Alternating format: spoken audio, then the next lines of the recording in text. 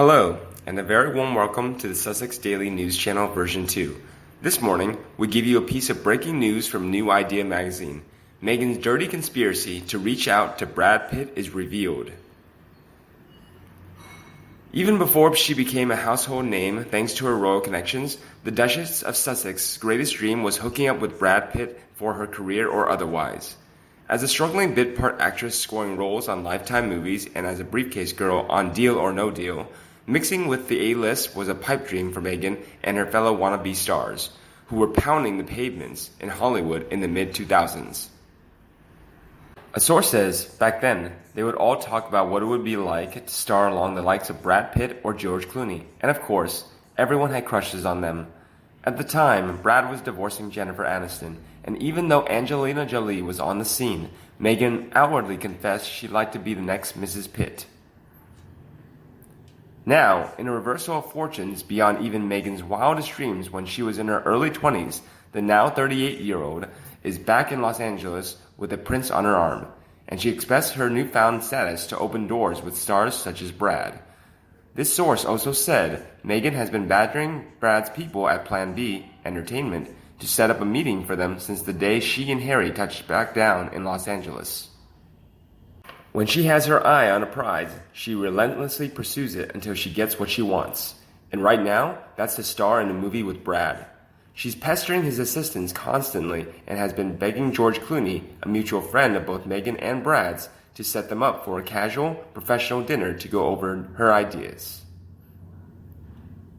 But Meghan has so far found herself ignored at every turn, and insiders exclusively tell New Idea that Jennifer, who recently rekindled her relationship with Brad, has put the kibosh on him meeting with Meghan.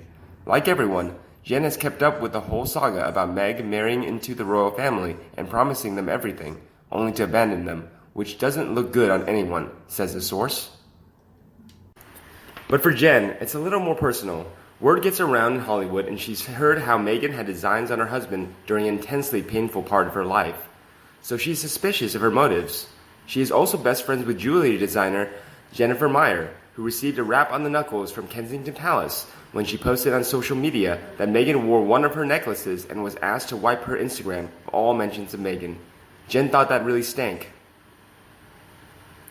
Lastly, Jen is friends with a crew of actresses who have worked their asses off since they were kids to get where they are, and they'll be damned if this woman comes in expecting to take the plum roles with just a handful of real acting experience, just because she married Harry. She has told Brad in no uncertain terms that she is not supportive of him working with Meg.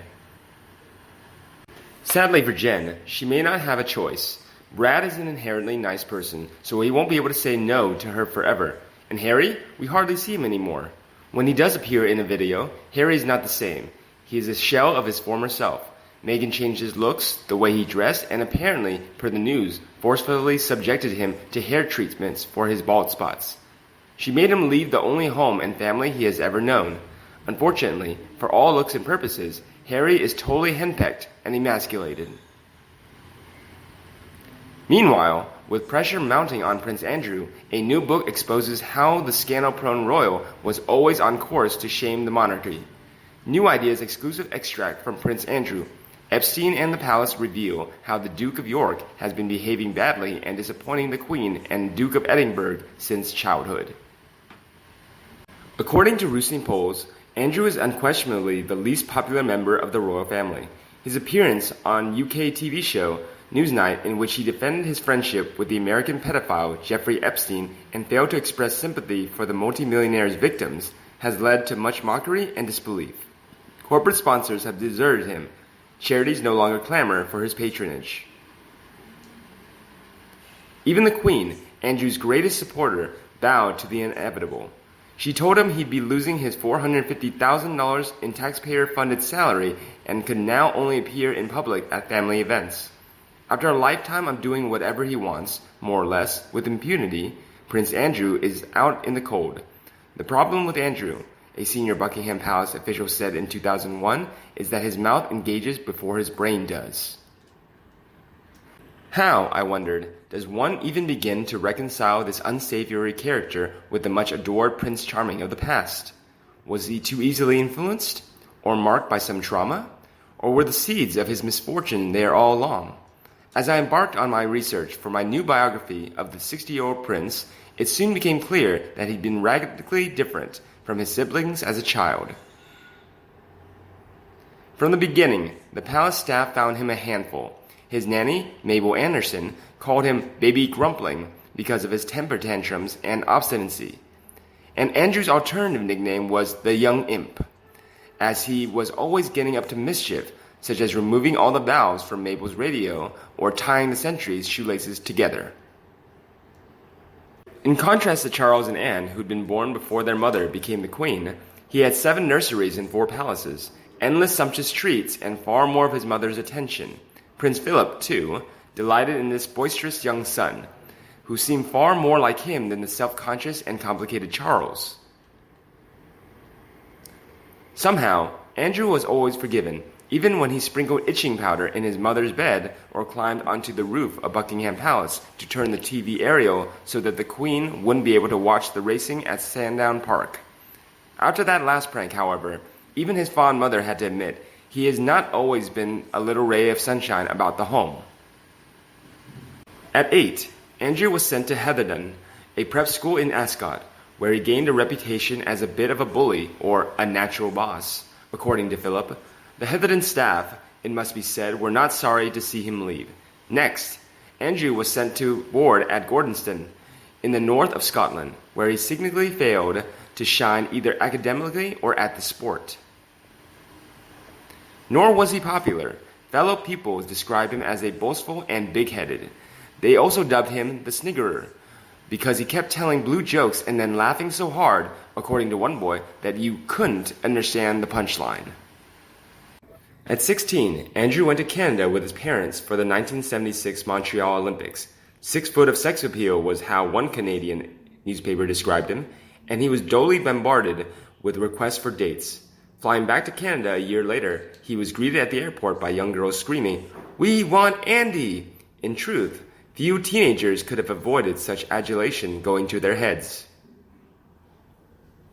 It was then that Andrew ditched his suits and ties and espousing a Marlboro man look, jeans, big buckle belts, and open-neck shirts. By contrast, Charles looked stuffy and old-fashioned. Back at Gordonston, there was a series of girlfriends, none of whom lasted long. His luckier female schoolmates cheerfully called themselves Andy's harem, while the girls he'd ignored bitched, "Whose turn is it on the road rowda today?" Royal bodyguard Ken Wharf recalled being moved from a window seat on a plane from Balmoral because he was obstructing Andrew's view. "His manners," Wharf said, "are just awful." And an aide revealed, "I've seen him treat his staff in a shocking, appalling way. He's been incredibly rude to his personal protection officers, literally throwing things on the ground and demanding they fucking pick them up. No social graces at all. Sure, if you're a lady with blonde hair and big boobs, then I bet he's utterly charming." On leaving school, Andrew decided to become a pilot in the Navy. The other cadets resented his privileges, not to mention the requirement to salute his car when he drove around the base. As one cadet recalled, he played the big "I am the prince" routine all the time and seemed rather arrogant. Even the higher ranks were left somewhat underwhelmed. "Andrew is very likable, but he's very conscious of being a royal," said one senior officer. "He's a bit of a mummy's boy. You could never say that about Charles." And Charles certainly wouldn't talk about girl conquests. While at Dartmouth, Andrew's nickname among his classmates was Golden Eagle because of his habit of dropping clangers when questioned by his instructors. Still, he made a big effort towards the end of the course and ended up receiving Best Pilot award from his proud father. His first tour of duty was on the aircraft carrier HMS Hermes. When he introduced to the captain, he said casually, "Hi, I'm Prince Andrew, but you can call me Andrew." The captain replied, "And you can call me Sir." Not long after his 22nd birthday, the new sub-lieutenant found himself at war.